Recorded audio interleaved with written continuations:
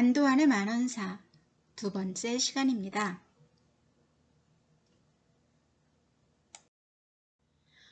지난 시간 수업 내용 확인해 볼게요. 작품의 화자는 주인의 구박을 받고 생계를 위해 어쩔 수 없이 동냥을 하러 나갔었죠. 그런데 동네 꼬맹이와 젊은 처자가 그를 보고 귀양다리라고 수군거렸잖아요.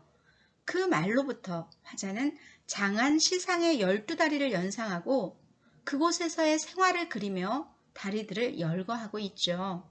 그러다가 자신의 다리를 가리켜 실족하여 병든 다리라고 합니다. 자신이 잘못을 저지른 것을 실족이라고 말하고 있는 것이겠죠. 실족, 발을 잘못 디디다, 행동을 잘못하다 라는 뜻입니다.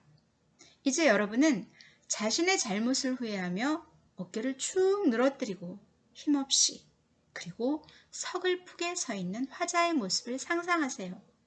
다음 페이지로 넘어가겠습니다. 두 손길 늘어뜨리면 다리에 가까우니 손과 다리가 멀다 한들 그 사이가 얼마나 되겠는가. 한층을 조금 높여 손이라 하여 주렴. 와우, 말 좀 할 줄 아는 님이시네요. 동음 이의어를 활용한 언어 유희의 상황입니다. 표로 확인해 보겠습니다. 귀양다리에서 다리는 접사입니다. 귀양 온 사람을 낮잡는 의미로 귀양에 다리라는 접사를 붙인 것이죠. 그런데 화자는 이 다리라는 말을 자신이 살던 서울의 12다리, 즉 교각으로 의미를 옮겨가더니 다시 신체를 가리키는 말로 전환해서 자신의 죄를 실족이라 말합니다. 그러고는 다리와 대응되는 신체의 손을 끌어들여 자신을 귀양다리가 아닌 귀양손으로 불러달라 이렇게 청하죠. 본인이 직접 말은 하지 않았어도 이 말을 듣는 사람은 자연스럽게 손의 동음이어인 손님을 떠올리게 됩니다. 대단한 언어 기술입니다. 이어서 보겠습니다. 부끄러움이 먼저 나니 동양 왔습니다 하는 말이 차마 안 나옵니다. 장가락은 장타령을 말하는 건데요. 이것은 장터에서 국어를 업으로 삼는 각설이들이 동냥할 때 부르는 노래입니다. 밥 좀 주세요. 네. 그런데 이런 말이 밖으로 쉽게 뱉어질 리가 없잖아요. 그러니 장가락을 입에 물고 있다고 한 겁니다. 옛날에 이런 헛기침은 띵동띵동 이런 용도잖아요. 그런데 그것도 쭈삣쭈삣 상대가 알아들을까 말까 차마 큰 소리를 보내지 못합니다. 허리를 굽혀 인사할 때는 완전 폴더 인사. 내 허리 가위 없어? 가위 없어. 비부에게 저리로다. 내 인사 차서 위아래의 질서 없이 종에게 존댓말이로다. 조선은 신분제 사회였습니다. 그러니 중인 신분인 화자가 추자도의 상민에게 절을 하고 존대를 하는 건 신분 질서에 맞지 않는 행동입니다만 동냥을 온 처지이니 그리할 수밖에요. 굽실굽실 차마 나오지 않는 말로 저 동냥 중얼중얼 그랬더니 줄인 중이 들어왔나? 배고픈 중이 왔나? 하면서 집주인 아낙네가 나오는 거예요. 붉은 줄이 그어진 것은 동냥간 집의 주인이 하는 말입니다. 그러면서 그 아낙네가 적객이 동냥 온 것을 눈치채고 보리 한 마를 떠서 줍니다. 그래도 인심이 살아있네요. 여기서 잠깐 짚고 갈 것이 있습니다. 우리는 지금 안도환의 입장에서 쓴 글을 읽고 있어요. 그러니 안도환이 집주인이 굉장히 악독한 사람인 것처럼 말하고 있고 우리는 그것을 믿고 있잖아요. 그리고 안도환이 추자섬의 풍속이 인륜을 모르는 견륜과 같은 곳이라고 막 비판하잖아요. 그런데 그 시대 추자도는 육지와 뚝 떨어진 외딴 섬, 즉 절도입니다. 땅도 척박하고 기후도 좋지 않은 열악한 환경을 지닌 곳이어서 섬의 백성들은 대부분 곤궁한 생활을 하고 있었죠. 의식이 좋게야 예절을 한다. 이런 속담도 있잖아요. 추자도를 비롯해 이런 외딴 섬들은 주로 중죄인을 유배했던 곳으로 유배객의 고생이 극심했다고 전해집니다. 정말 죄값을 톡톡히 치른 거겠죠. 아무튼 동양을 간 그 집에서 보리 한 마를 주며 가져가세요. 아휴 불쌍해라. 적객이 동양하는 건 예사죠. 참 배려 깊은 아낙네입니다. 자존심이 바닥을 치고 있는 이 화자에게 위로의 말을 건넵니다. 당면하여 마주하여 받으면서 마지못한 치사로다. 치사는 감사의 말을 전하는 건데요. 할 마음이 없는데 마지못해 감사 표시를 한다는 뜻이 아니고 스스로가 부끄러워 말이 안 나오는데 억지로 감사 인사를 했다는 뜻이에요. 그렁저렁 얻은 보리 들고 가기 어려우니 와 양이 많습니다. 제법 무거워요. 어느 노비 순하리. 노비가 있어야 순 들어 옮겨주죠. 아무려나 내가 쳐보리라. 그런데 옷차림이 문제입니다. 지금 중치막을 입고 갓을 쓰고 있잖아요.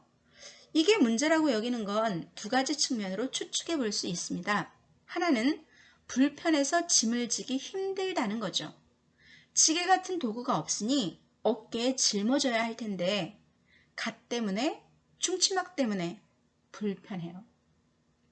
그래서 머리에 쓴 갓은 수그러뜨려 놓고 머리에서 벗은 거죠. 끈으로 목에 걸려 있게요. 그리고 중치막의 넓은 소매는 안으로 걷어들인 거죠. 우리가 긴 소매 밖으로 이렇게 걷어 올려서 입듯이요. 그랬더니 제법 등걸이 느낌이 납니다. 등걸이는 옛날 여름에 일복으로 입던 조끼처럼 생긴 옷을 말해요. 또 다른 추측으로는 옷차림이 나타내는 신분 때문에 불편합니다. 자기는 화이트 칼라 신분이고 그래서 화이트 칼라 복장을 하고 있는 건데 이 옷을 입고 블루 칼라 계급의 일을 하려니 신분에 어긋나서 너무 남부끄러운 거죠. 에이, 다 똑같은 사람인데 쥐는 짐 주면 안 되나? 네, 안 됩니다. 앞에서 화자가 이놈의 동네는 남녀 구분도 없네. 계집이 등짐을 지다니. 어이구, 이렇게 한 것을 잊으셨나요? 여러분, 오늘날의 사고로 생각하면 안 돼요. 그 시대의 상식은 신분에 따라 성별에 따라 해도 될 일과 하지 않을 일을 구별했었습니다. 어쨌든 그래도 자기가 공직의 물을 먹은 사람인데 막일을 하자니 부끄러워서 자기 신분을 가리려고 갓 안 쓴 척, 중치막이 아니라 등걸이, 즉 일복 입은 척 하면서 짐을 메고 간다는 거죠. 왜 중치막을 등걸이처럼 만들었을까요? 불편해서? 쪽팔려서? 각자 생각해 보는 걸로. 정리해 보겠습니다. 갓은 숙이면 내리면 될 텐데 중치막은 어쩔 거야. 이럴 땐 주변 머리가 최고. 융통성을 발휘해야겠지? 넓은 소매 구겨 접어 품속으로 넣고 보니 길이는 좀 길지만 등걸이 같네? 제법인걸? 많이 이상하지는 않구나. 더러 만원사 해설 자료를 보면 이 구절을 긴 등의 거리로 이해하고 긴 등성이 제법이지만 너무 이상해 보이지는 않구나. 즉, 집까지 제법 긴 거리를 걸어오는데 그 꼴이 남눈에 띄어도 많이 이상해 보이지는 않다. 이렇게 풀이해 놓기도 했는데요. 그것은 등걸이라 불리는 옷이 있다는 것을 알지 못해 생긴 일입니다. 아마도 꿈이로다, 일마다 꿈이로다, 동양도 꿈이로다, 등짐도 꿈이로다, 모든 것이 꿈인 것만 같습니다. 어쩌면 꿈이었으면 좋겠어 라는 말일지도요. 아무리 구부려도 자빠지니 어찌하리. 여러분 상상하세요. 모든 장면을 상상하며 따라와야 이해도 되고 흥미도 느낄 수 있는 거예요. 감당하기 어려울 만큼의 무거운 짐을 어깨에 걸쳐 맸으니 무게 때문에 몸이 자꾸 뒤로 제껴지겠죠? 그 모습입니다. 멀지 않은 주인집을 천신만고 겨우겨우 왔어요. 얼마나 힘이 드는지 존전, 높으신 나으리 앞을 지나는 것처럼 한출 식은땀이 나서 천배 등이 다 젖었습니다. 그런데 얄미운 주인의 거동 좀 보세요. 나를 보고 코웃음 비웃으며 아래 파란색 글씨는 그가 내게 한 말입니다. 양반도 어쩔 수 없구만. 동령을 다 하셨구랴. 귀빈께서 직접 등짐까지도 지셨구랴. 밥산 노릇 하셨으니 저녁밥 많이 먹소. 정말 이 아저씨 좀 얄밉지 않나요? 동량이라도 하라고 부추긴 게 누군데. 어이가 없을 듯해요. 여기서 잠깐 밥산 노릇이라는 말 좀 풀어보겠습니다. 우리 옛말에서 싸다라는 말의 의미는 값이 나가다, 즉 비싸다입니다. 참 이해가 안 되죠? 비싸다, 싸다라니. 그런데요 여러분, 언중이 생각 없이 말을 막 하게 되면 그럴 수도 있습니다. 지금 주책이다와 주책 없다 중에 무엇이 맞는 말인지 아는 사람? 대답은 못 들었지만 아마 모두 틀렸을걸요?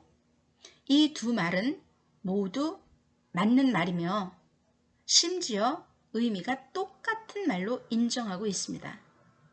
정말 어이가 없죠? 주책인 것과 주책이 없는 것이 똑같은 뜻으로 쓰이다니. 이 어이없는 일을 저지른 게 바로 우리들입니다. 우리의 무지함이, 우리의 개념 없는 언어 생활이 이런 일을 일으킨 거라고요. 계속하겠습니다. 그러니까 밥산 노릇은 지금의 의미로는 밥비싼 노릇, 즉 밥을 위해 비싼 대가를 치렀다고 말하는 거예요. 그러니 그렇게 얻은 저녁밥 많이 먹으라고 말합니다. 이 사람 악독한 사람이라 하기는 지나치다 해도 참 말 믿게 하는 사람이긴 합니다. 이제 화자 내 생각으로 돌아와요. 너의 비웃음도 듣기 싫고 빠는 밥도 먹기 싫다. 동량도 한 번이지 빌긴들 매양 늘 하랴. 평생의 처음이요 다시 못할 일이로다. 차라리 굶을지언정 동량질은 못하겠어. 무슨 일을 할까나? 집신이나 삼아봐야지. 집 한 단 추려다가 신날부터 꼬아보니 신날은 집신을 삼을 때 가장 먼저 하는 일이죠. 우리가 뜨개질할 때 코 만드는 것처럼요. 조이는 종이입니다. 종이 노끈. 종이 노끈도 꼴 줄 모르는데 새끼 꼬기 어이하리. 노끈은 재질이 좀 부드러워요. 새끼는 지프로 꼬는 것이라 거칠어요. 펜대. 아니죠. 붓대죠. 붓대 잡고 일하던 인물이니 손이 부드럽겠죠. 거친 일을 하기가 쉽지 않습니다. 다만 한 발 다 못 꼬아 손가락이 부르트니 할 수 없어 내어놓고 긴 삼대. 지난번 사설시조 수업에서 갈가벗긴 주추리 삼대 운운하던 것 기억하나요? 왜 그게 임인 줄 알고 곰비님 미림미 곰비 천방지방 지방천방 달려갔었던 거요. 그 삼대의 껍질을 벗기고 있어요. 이것은 노끈을 꼬는 재료이고 새끼의 재료인 짚보다 훨씬 부드럽습니다. 삼의 껍질로 돗자리 만드는 노끈, 그걸 꼬는 방법을 배워서 일하고 있어요. 천수만한, 이런 구조의 한자는 수와 한이 핵심 글자죠. 수는 근심, 한. 자신의 마음이 근심과 한으로 가득해서 붙일 때, 마음을 의지하여 둘 때가 전혀 없어서 노 꼬는 데에만 열중했답니다. 드라마 같은 거 보면 주인공이 마음 심란할 때 막 청소하거나 빨래 이런 거 하잖아요. 그런 상황인 거예요. 화자는 새끼꼬기에 열중하며 모든 잡생각, 즉 근심과 한을 잊으려 애씁니다. 날이 가고 밤이 새니 어느 시절 되었는고 시간이 막 흘러갔어요. 화자가 추자도에 도착할 무렵은 초여름, 보리가을을 할 때였는데요. 보리가을, 즉 보리수확은 가을에 하는 거 아니에요. 여름에 합니다. 자, 이제 가을이 되었어요. 오동잎이 낙엽되어 지고 금풍은 소슬하게, 서늘하게 불어요. 금풍은 가을바람을 이르는 별칭입니다. 하목은 제비하고 추워하는 일색일제. 이것은 이이의 낙빈가에 등장하는 구절인데요. 원래는 하목은 제비하고 수천은 일색이라고 되어 있습니다. 노을과 오리는 나란히 날고 강과 하늘이 한빛이구나 라는 의미로 가을의 아름다움을 묘사하는 내용이에요. 이 만원사에는 여기저기 다른 작품들의 내용들이 이렇게 구절구절 들어와 있어요. 글 공부 좀 한 티를 내는 것 같아요. 그런데 정확하지 않은 표현들도 더러 눈에 띄고요. 좀 허술합니다. 황국 단풍이 금수장이 되었으며, 자, 노란 국화 알록달록 단풍이 금수장, 화려하게 수놓은 비단 커튼을 친 것 같아요. 만산, 온 산의 초목이 잎잎마다 추성을 냅니다.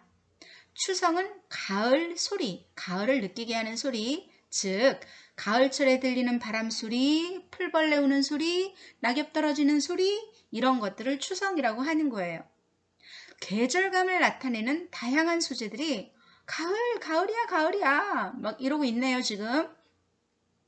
새벽 서리치는 날에 왜 기러기 슬피우니 고객 외로운 나그네가 먼저 듣고 임생각이 새로워라. 여기에서 외기러기는 객관적 상관물이자 화자의 감정이 이입된 대상입니다. 객관적 상관물은 화자의 내면에 잠재해 있는 감정을 환기하는 매개가 되는 사물을 말해요. 지금 여기에서 보면 화자의 내면 깊숙이 눌려 있는 임에 대한 그리움, 이것이 외기러기 울음소리가 매개가 돼서 빨칵 밖으로 쏟아져 나왔잖아요. 화자가 그리움의 정서를 환기하는 데에 외기러기가 매개가 되었어요. 객관적 상관물입니다. 그런데 이런 경우도 있어요. 독자로 하여금 화자의 처지와 정서를 짐작할 수 있도록 해주는 소재, 즉 화자를 빗대고 있는 사물도 객관적 상관물이라고 해요. 예를 들어 정철의 송미인곡에 사공은 어디 가고 빈배만 메었나니 이런 구절이 있잖아요. 거기에서 빈배는 임에게 버려진 외롭고 쓸쓸한 화자의 모습과 서로 통하잖아요. 그러니 빈배는 객관적 상관물입니다. 이것과 관련지어 설명할 것이 있는데요. 바로 감정이입입니다. 객관적 상관물 중에 화자의 감정이 투사되어 있는 경우를 감정이입의 대상이라고 해요. 이것은 반드시 감정을 나타내는 단어와 함께 쓰입니다. 만원사의 슬피우는 외기러기는 객관적 상관물이자 화자의 감정이입 대상이에요. 화자의 감정인 슬픔이 외기러기에게 투사되었어요. 송미인곡의 빈배는 객관적 상관물이긴 하지만 감정이입 대상은 아닙니다. 왜요? 사공은 어디 가고 빈배만 메었는고 감정을 나타내는 단어가 없잖아요. 자, 다시 임 그리는 장탄식 들어봅시다. 보고지고 보고지고 임의 얼굴 보고지고 날에 돋친 학이 되어 날아가서 보고지고 만리장천 구름 되어 떠나가서 보고지고 낙낙장속 바람 되어 불어가서 보고지고 오동추야 다리 되어 비추어나 보고지고 분벽사창 새우 되어 뿌려서나 보고지고 분벽 사창은 하얗게 꾸민 벽과 비단으로 바른 창문을 말하는데요. 추자도의 흑벽집과 대조되는 서울의 자기집, 고급 주택을 말하는 거겠죠. 새우, 가랑비가 되어서 그 집 창문 밖에 내리고 싶답니다. 학, 구름, 바람, 달, 새우 모두 임을 그리는 화자가 자신의 마음을 강조하기 위해 동원한 소재들입니다. 추월 춘풍, 가을, 딸, 봄바람, 가을 가고 봄이 오고, 다른 말로 하면 세월입니다.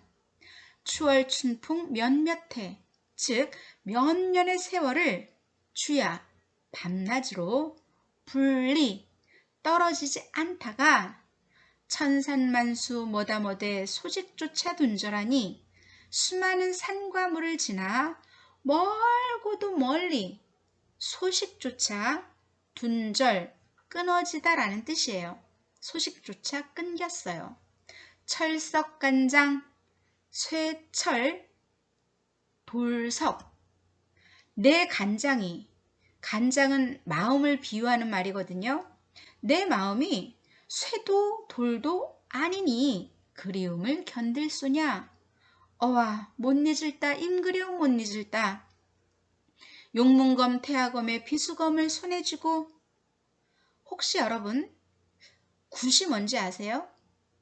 본 적이 없을 것 같기도 한데, 자, 아무튼 무당이 굿을 할 때 축사를 해요.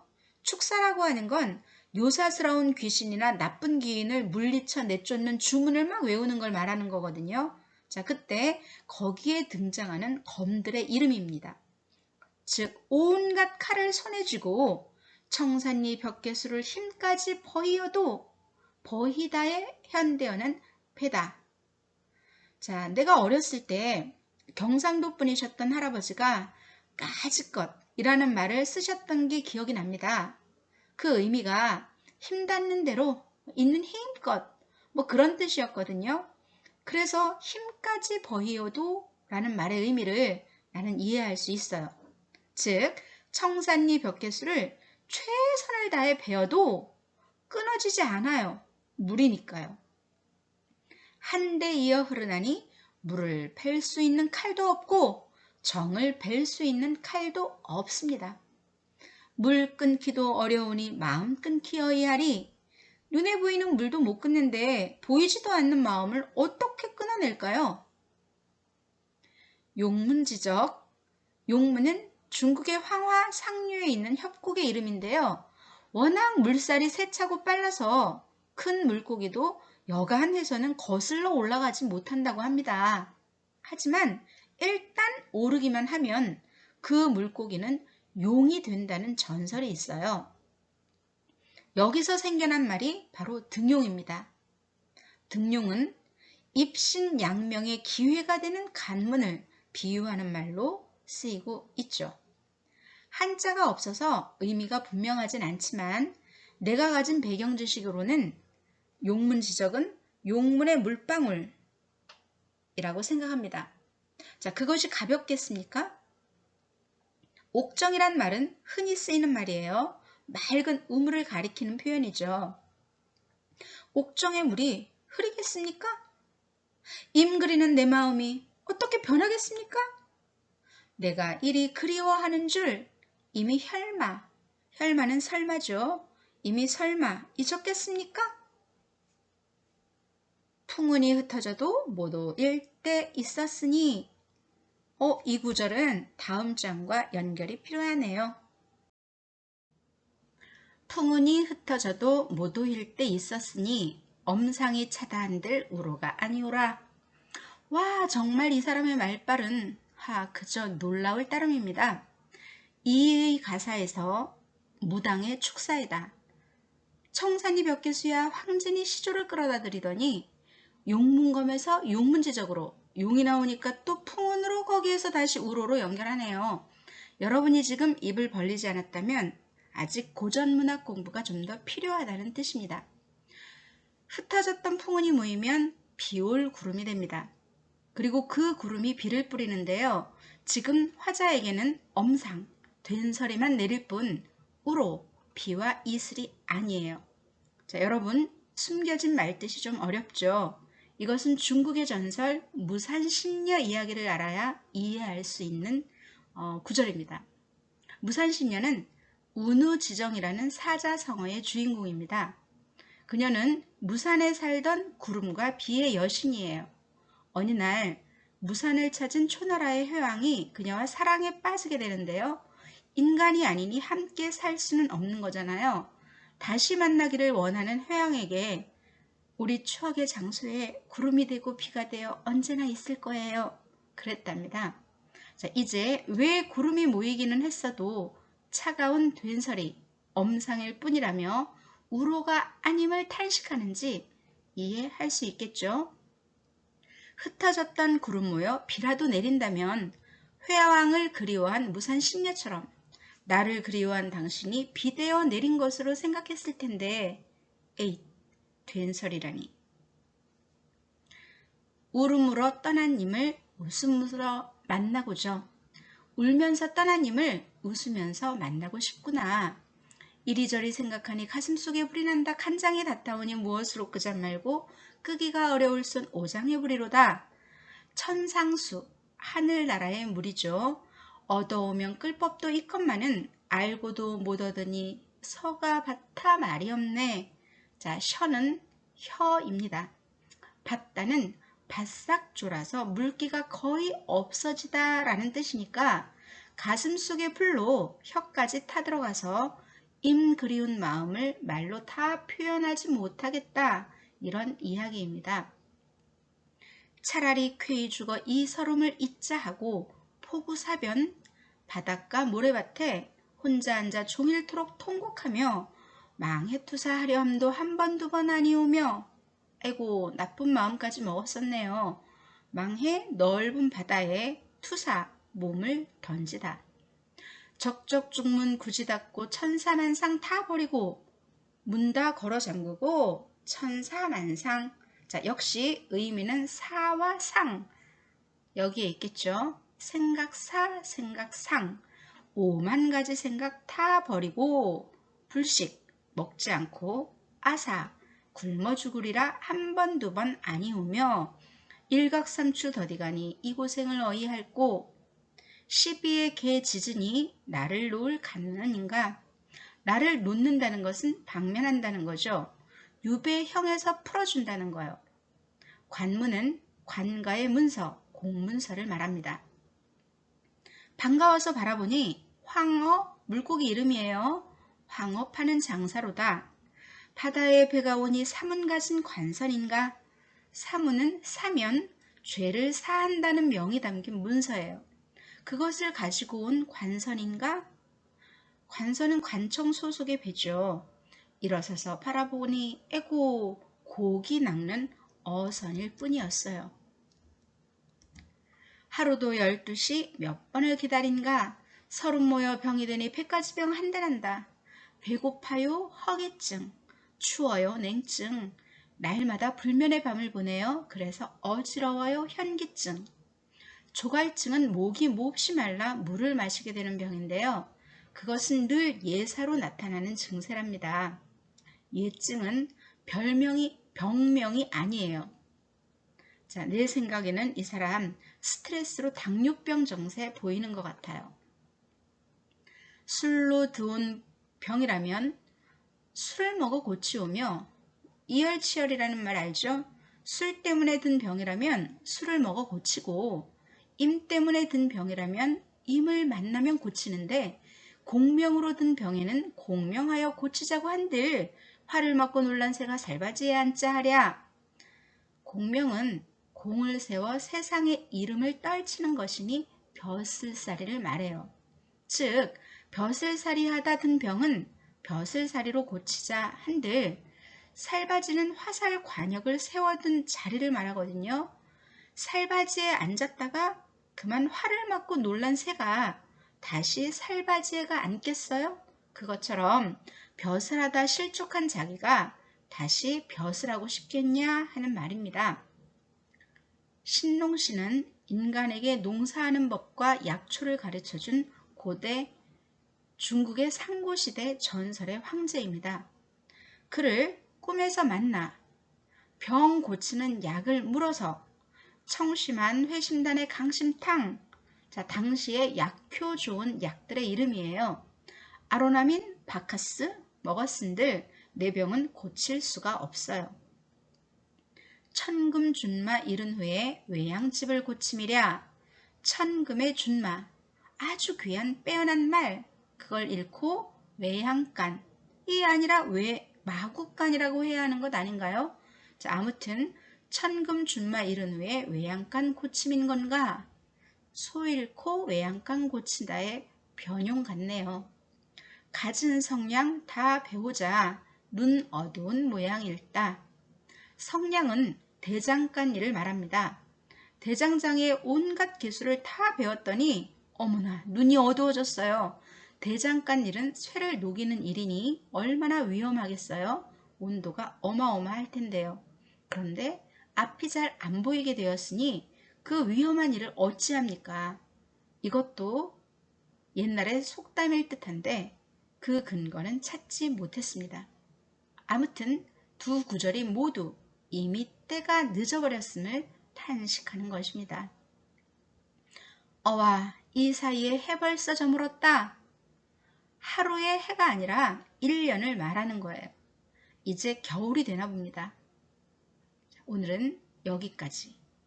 자, 정말 안도한 말 많은 아저씨입니다. 또 3탄을 기약해야겠네요. 듣느라고 수고하셨습니다.